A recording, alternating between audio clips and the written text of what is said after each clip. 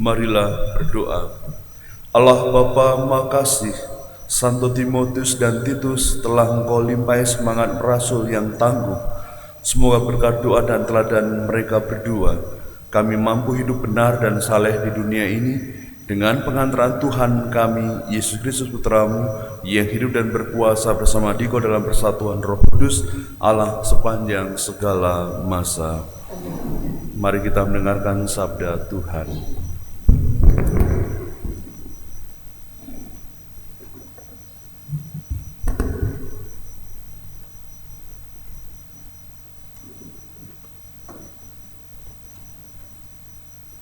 Bacaan dari surat kedua Rasul Paulus kepada Timotius. Dari Paulus, Rasul Yesus Kristus, yang oleh kehendak Allah diutus memberitakan janji tentang hidup dalam Kristus Yesus, kepada Timotius, anakku yang terkasih. Kasih karunia, rahmat dan damai sejahtera dari Allah Bapa dan Kristus Yesus Tuhan kita menyertai engkau. Aku mengucap syukur kepada Allah yang kulayani dengan hati nurani yang murni, seperti yang dilakukan nenek moyangmu. Aku selalu mengingat engkau dalam permohonanku, baik siang maupun malam. Dan bila terkenang akan air mata yang kau curahkan, aku ingin melihat engkau kembali supaya penuhlah kesukaanku. Sebab aku teringat akan imanmu yang tulus ikhlas, yaitu iman yang pertama-tama hidup dalam nenekmu Lois dan dalam ibumu Yunike, dan yang aku yakin hidup juga dalam dirimu.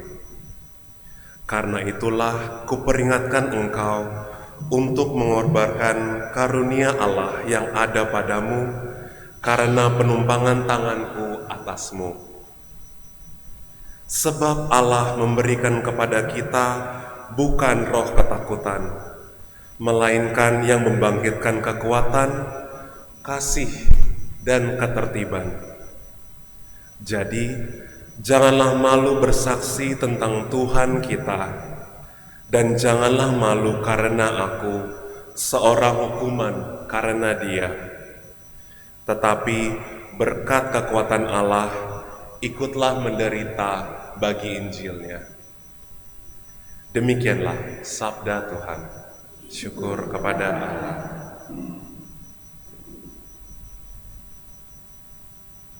Mazmur tanggapan.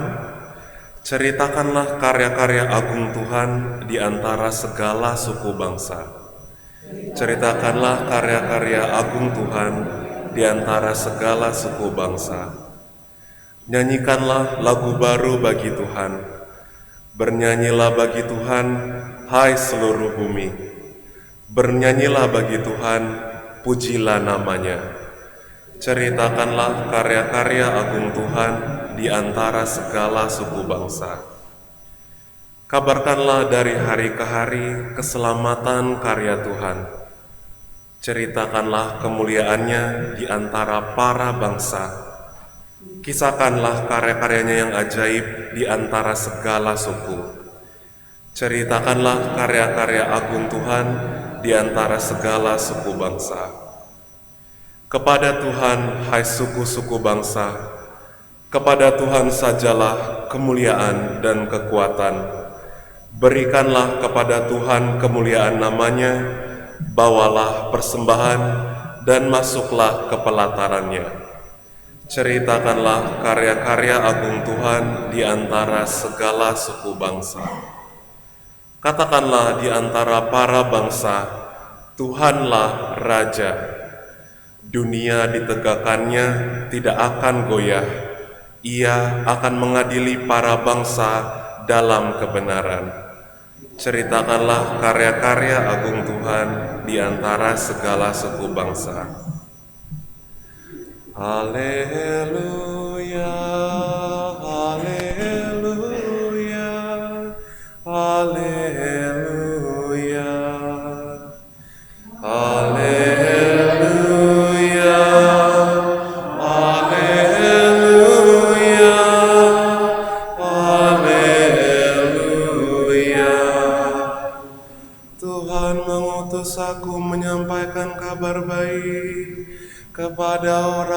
miskin dan memberitakan pembebasan kepada para tawanan. Haleluya.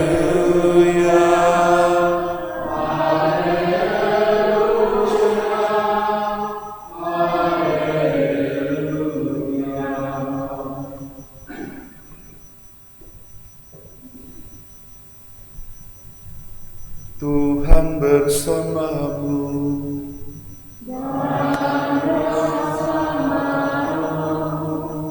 Inilah Injil suci menurut Lukas.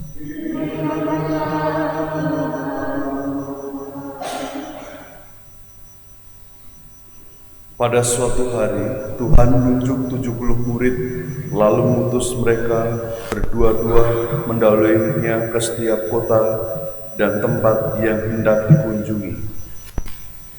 Kata Yesus kepada mereka, "Panenanmu memang banyak, tetapi sedikitlah pekerjanya. Karena itu mintalah kepada yang mempunyai panenan agar mengirimkan pekerja-pekerja untuk panenan itu. Pergilah, camkanlah, aku mengutus kalian seperti anak domba ke tengah-tengah serigala. Jangan bawa pundi-pundi atau bekal atau kasut, dan jangan memberi salam pada siapapun selama dalam perjalanan. Kalau masuk ke sebuah rumah, katakanlah lebih dulu, damai sejahtera bagi rumah ini. Dan jika di situ ada orang yang layak menerima damai sejahtera, maka salammu itu akan tinggal padanya. Tapi jika tidak, salammu akan kembali kepadamu. Tinggallah dalam rumah itu, makan dan minumlah apa yang diberikan orang kepadamu. Sebab seorang pekerja patut mendapat upah. Janganlah berpindah-pindah rumah. Jika kalian masuk ke dalam sebuah kota dan diterima di situ, makanlah apa yang dihidangkan kepadamu dan sembuhkanlah orang-orang sakit yang ada di situ. Dan katakanlah kepada mereka, kerajaan Allah sudah dekat padamu." Demikianlah sabda Tuhan.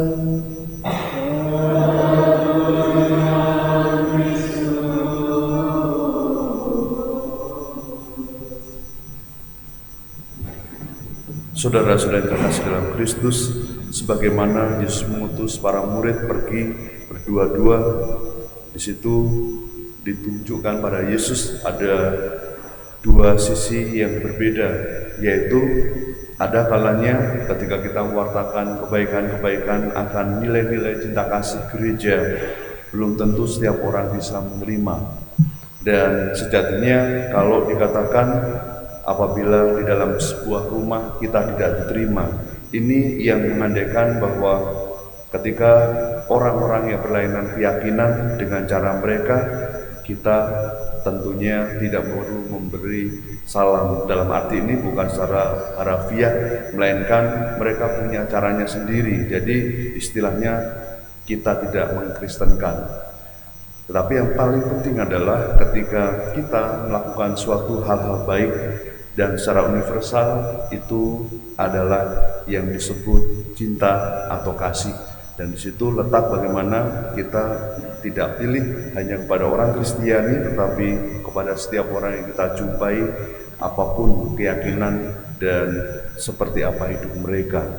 Dan tentu bahwa ketika kita diterima, tinggal di rumah itu menerima apa yang dihidangkan, artinya kita menjalin relasi yang hangat, relasi yang baik, dan relasi yang sungguh-sungguh membawa kabar berita gembira. Dan dengan demikian kita mencoba untuk berteman atau bersahabat dengan siapapun dan menghindari konflik serta yang sifatnya pertentangan.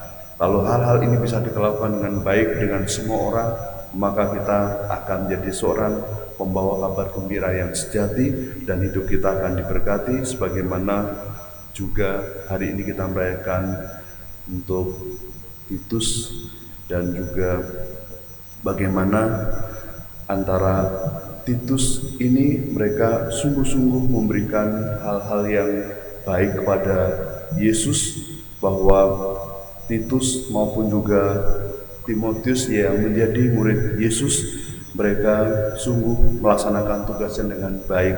Meskipun mereka bukan murni orang Yahudi, mereka dipanggil untuk mewartakan kabar baik kepada setiap orang yang diperlukan atau juga mereka kasihi. Semoga dengan teladan kepemimpinan Santo Timotius dan Titus, kita sungguh menjadi anak-anak Tuhan yang baik, yang sungguh melaksanakan apa yang Tuhan Yesus perintahkan. Tuhan berkati kita semuanya.